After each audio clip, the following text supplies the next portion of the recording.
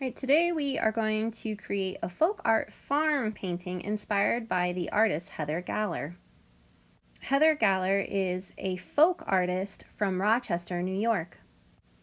Folk art is often created by artists who did not go to art school. Folk art can be very decorative and colorful.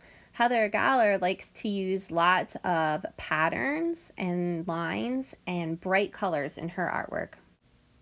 Folk art often depicts things that are important to the artist. Things that are important to Heather Galler include music and books and other artworks, and the most important thing to her is the environment. One thing that Heather Galler really became famous for was her pet portraits, and for $250 you could send her a picture of your pet and she would paint a painting of your pet in her style. Heather Galler has also written a book about painting called Folk Art Fusion, where she actually teaches you how to create paintings in her style step by step. One type of painting that Heather Galler is really famous for is her paintings of farms, and that type of painting is our inspiration for today. We are going to be looking at these directions that I have created to help us create our own folk art farms. Alright, so to create your folk art farm, you're going to want something to draw with. I prefer to draw with a Sharpie when I'm going to be painting, but if you're not going to be painting, you could draw with just a pencil, especially if you want to be able to erase. And you can always trace your pencil with a marker or a crayon later if you're interested in having a darker line, but I'm going to go ahead and show you in Sharpie. So when you look at the first step, it says to draw the ground line, which is the horizon, across the middle of the paper. And it doesn't have to be perfectly straight. It can wave a little. That would be a little more natural. But somewhere near the middle, you want to kind of create that line. The second step is to draw the field lines, since we're making a farm. The first line is actually the one in the middle, and that is a vertical line, which means it goes straight up and down. The rest of the lines are more diagonal. So on the left side, the lines are going to go towards this corner a little bit, and that helps make it look three-dimensional. It gives it perspective. On the right side, the lines are going to go towards the other corner a little bit. And you don't want them too close together. You'll notice I only put about 3 on each side. If you can fit a couple fingers between them, that's good. 3 fingers is good. If you can only fit 1 finger between them, they're probably too close together. Now to draw the barn, there is a set of directions here you can follow. The first part is to make the front of the barn, and that's 2 vertical lines and then a big square for the barn door. And if you want to decorate that, you can. Some people like to put like an X, or some people also draw doors and then put little X's inside the doors. That's up to you. The roof is angled, so you actually want to start in the middle and make the point, and then from that point draw a line down to each side. In the third step, you're going to make the side of the barn, so you're going to draw a line that goes straight across, a horizontal line, and then a vertical line down. In the next step, you're making the side of the roof. Now, you actually want to start here, and you want a diagonal line like the front of the roof is. So you're going to do a diagonal line first, and then you want a horizontal line across the top. And then the last part is the silo, and that's where they store the grain. So you actually would just do that right next to the barn here, and it's kind of like making a big curve, and then coming straight back down. And then there's some lines that go across the silo, like that. Now, once you have the barn for your farm drawn, there's some other things that you can add. You could add trees, bushes, a fence, things in the sky. So I'm going to go ahead and do, I think, a couple of trees. So I'm just going to start by drawing a tree trunk, and I'm going to actually just use an oval shape for my trees. And I think I'm going to do a couple of those. Maybe this one will be a little bit smaller, like that. And then maybe I'll put a bush over here. Okay, so now that I have those things in my drawing, I want to add some patterns. Now, if you're going to do this with the watercolor paints and the crayons, you can make the patterns with your crayon. If you don't have paint at home and you're just going to be coloring, you can continue to draw the patterns with whatever you're drawing with. And then you can just color everything in with the crayons or the pencils or the markers that you have at home. But if you're going to do the watercolor and the crayons like I am, I'm actually going to make my patterns with the crayons. So I'm going to go ahead and put my Sharpie away. And there are a lot of different patterns you can do. So the patterns in this worksheet that I have here, this handout, I have some shape patterns and some line patterns. So each area of the field I would do a different pattern, because folk art is usually very decorative. It has a lot of different patterns, not just one. So in this first part of the field, I'm going to do some blue stripes, and then maybe in the next part of the field I do some kind of magenta circles.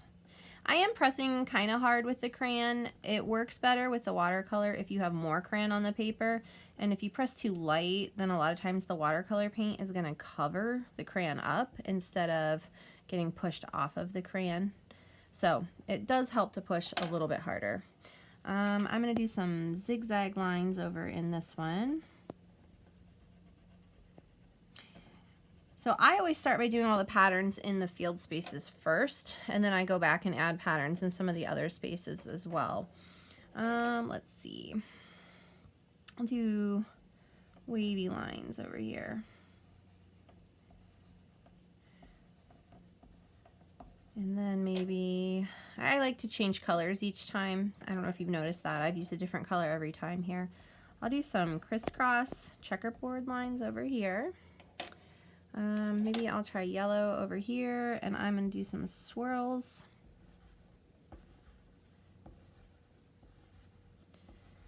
And then, let's see, what color haven't I tried yet? Maybe I can find like an aqua blue. And if I look over here for an idea, maybe I'll do a heart pattern. And if you want, when you do a shape, you can color it in like I did with the circles, or you can choose to leave it open. That's up to you. Just remember to try and press hard when you're coloring.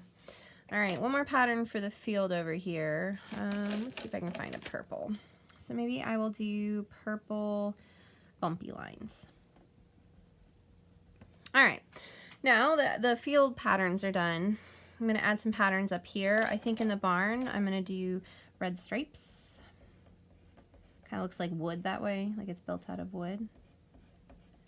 In the barn roof, maybe I'll do some gray stripes. In the silo, I'm going to try white, because white can be really surprising when you paint over it with watercolor. You're not going to see it right now. You won't see it till after I paint over it. I am going to try some shapes. You might be able to see it a little bit just because the wax will show up on the paper, but you're not going to get a whole lot of color there until after you paint.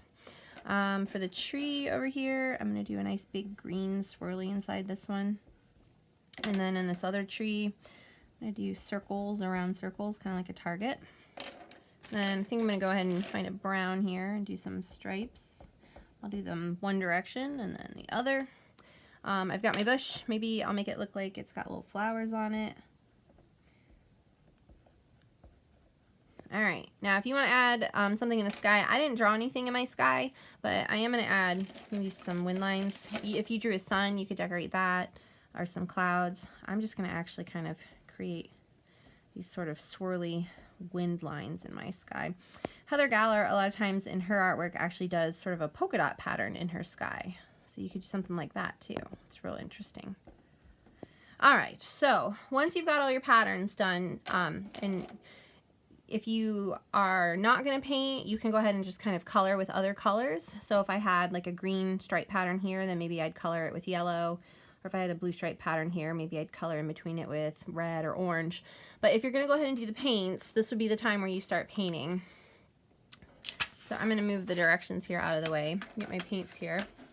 Now, when you paint, you want to make sure you're not using the same color. So I don't want to use orange paint in a place where I've already put orange crayon. I want to use a color that's different, so maybe I'll try a little bit of this color here. You don't need too much paint. You want it to be kind of watery so that the crayon can pop back out. So you don't want to rub real hard, because if you rub real hard, you're going to end up covering the crayon, kind of getting rid of the wax. But you can kind of see when I go over it, It actually goes right off of the crayon lines. The wax is basically pushing the watercolor paint off of it. So you will still see your patterns, even when they're really light. So I'm gonna go ahead and try a little bit of this purple here over the pink. Now, my colors right now aren't very bright. I can change that if I want. If I feel like my paint is too light, then that probably means I have too much water. So that means if I'm gonna do it a little brighter, I need more paint and less water. So I'm gonna swirl more in the paint. And that'll give me, there we go, a little bit brighter color. And you can see the green pops right back out when I paint over it. So this is called watercolor resist. It means that the crayon is resisting the paint. It's pushing it away so that the crayon can pop back out.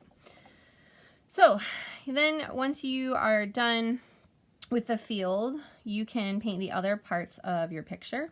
Just remember to try and, I think this color might be too close to that one, so I'm gonna use it here. Try to use a color that is not like the color of the crayon that you made the pattern with, because then it won't really show up very well. Continue painting your spaces until you have painted every space in with a different color. And then once you're done, you want to make sure you leave it alone for a little bit and let it dry. Obviously, if you pick it up while it's really wet, then the paint a lot of times will drip and kind of smear on the picture. So you do want to be careful and let it sit and dry at your table, at least for probably 15 minutes or so.